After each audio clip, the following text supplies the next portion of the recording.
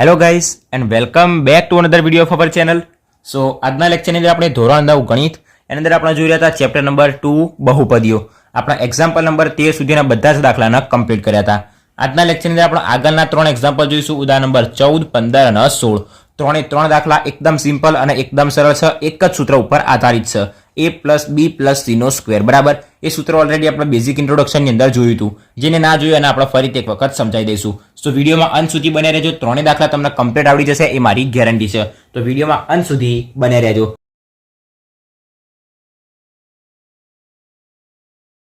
રકમમાં છીએ આપણને આપેલું છે કે 3a plus 4b plus 5c whole નો સ્ક્વેર નું વિસ્તરણ કરો. આનું શું કરવાનું છે? આપણને વિસ્તરણ કરવાનું છે. આવા વિસ્તરણ કેવી રીતના કરવાનું એના માટે આપણને નિયમ યાદ આવવો જોઈએ. તો આને શું કહી શકાય? આપણે a plus b plus c ત્રણ પદો આપેલા છે. પહેલા પદના a કહીએ, બીજાને b કહીએ, ત્રીજાના c કહીએ. તો a plus b plus c નો સ્ક્વેર, આ જે હોલ સ્ક્વેર રહ્યો એનું વિસ્તરણ કરવા માટેનું સૂત્ર છે. શું સૂત્ર છે? તો કે પહેલા પદનો સ્ક્વેર પ્લસ બીજા પદનો સ્ક્વેર પ્લસ ત્રીજા પદનો સ્ક્વેર પ્લસ બે ઘરના પહેલું બીજું પદ પ્લસ બે ઘરના બીજું ત્રીજું પદ પ્લસ બે ઘરના અને ત્રીજું પહેલું પદ. બરાબર, અહીંયા આપણે મેં લખી રાખ્યું છે.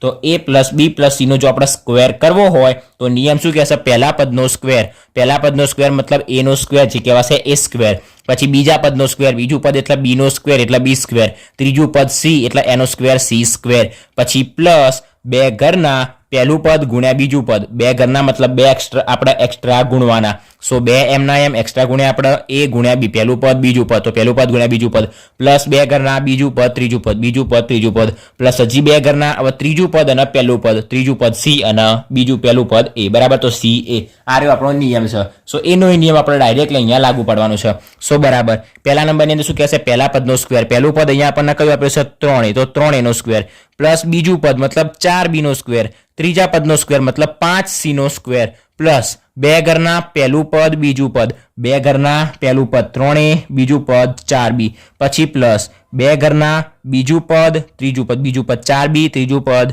5c પ્લસ બે ઘરના ત્રીજું પદ પહેલું પદ, ત્રીજું પદ એટલે 5c, પહેલું પદ એટલે 3a.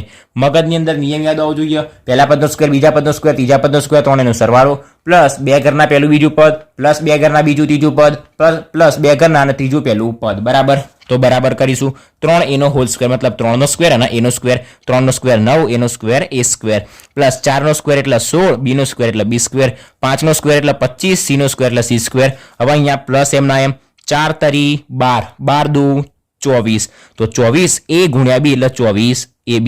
પછી પ્લસ એમ ના એમ 5 ચોક 20 દુ 40, તો 40 અને b c એમ ના એમ. પછી પ્લસ 5 તરી 15 દુ 30, તો 30 c ગુણ્યા a, તો ca. ca ની જગ્યાએ આપણે 30 ca લખ્યું અથવા તો 30 ac લખો, કોઈ ફરક ના પડે.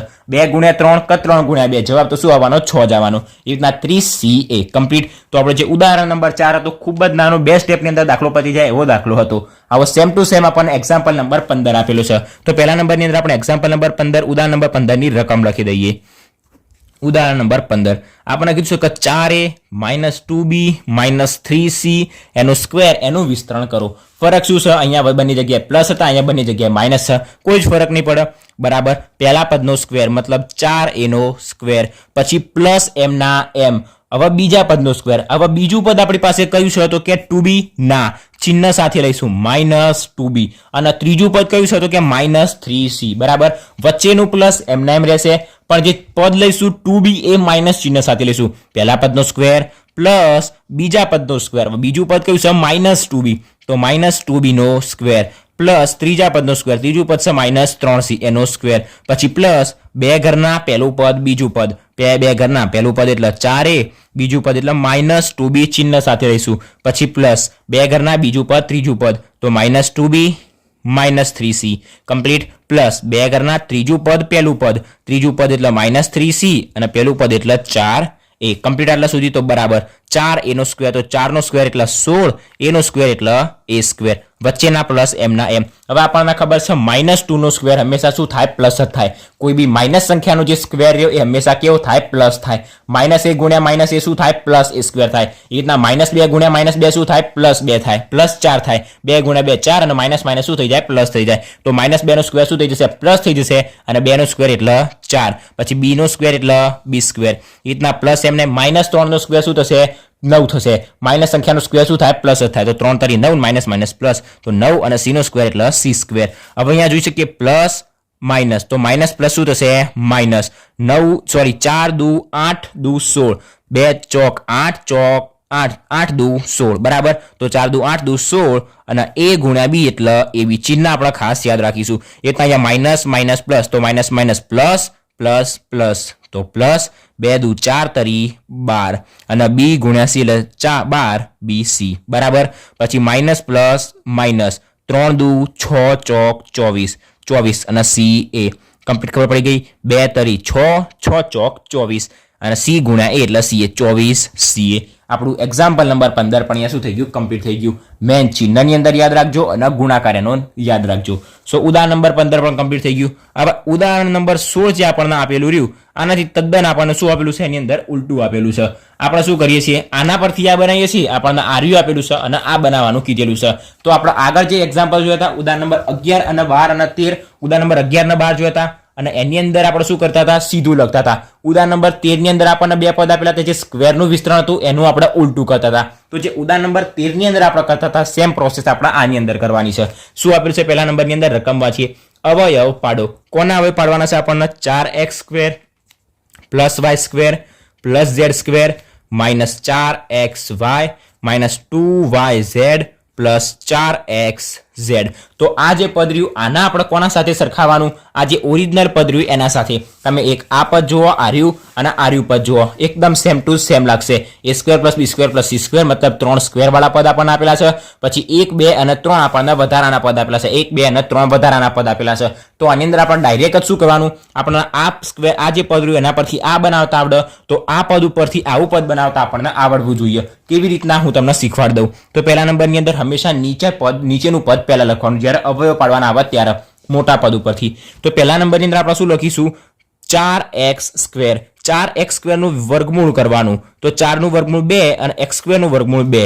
x સ્ક્વેરનું વર્ગમૂળ x. તો પહેલા આવશે 2x. y સ્ક્વેરનું વર્ગમૂળ શું થશે? y. તો પ્લસ y. પછી પ્લસ z સ્ક્વેરનું વર્ગમૂળ શું થશે? તો કે z. તો પ્લસ z. આટલા સુધી કમ્પ્લીટ થઈ ગયું. એનું વર્ગમૂળ શું થશે? z થશે. પણ અહીંયા આપણે આગળ જોઈ શકીએ છીએ કે આ જે 3 પદ રહે એ તો આપણને પ્લસમાં જ આપેલા છે.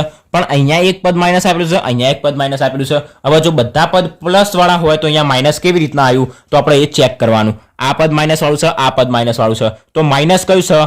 x અને y. 4xy 2yz. તો xy અને yz બંનેની અંદર શું છે? y કોમન છે. મતલબ y વાળું જે પદ રહ્યું આપણી પાસે કેવું છે? માઇનસ છે. આ રહ્યું આપણે ખાસ ધ્યાન રાખવાનું રહેશે. y વાળું પદ આપણી પાસે કેવું છે? માઇનસ છે. તો y જે ચિહ્ન રહ્યું એનું આપણે ચિહ્ન શું લઈ લઈશું? માઇનસ લઈશું. શા માટે?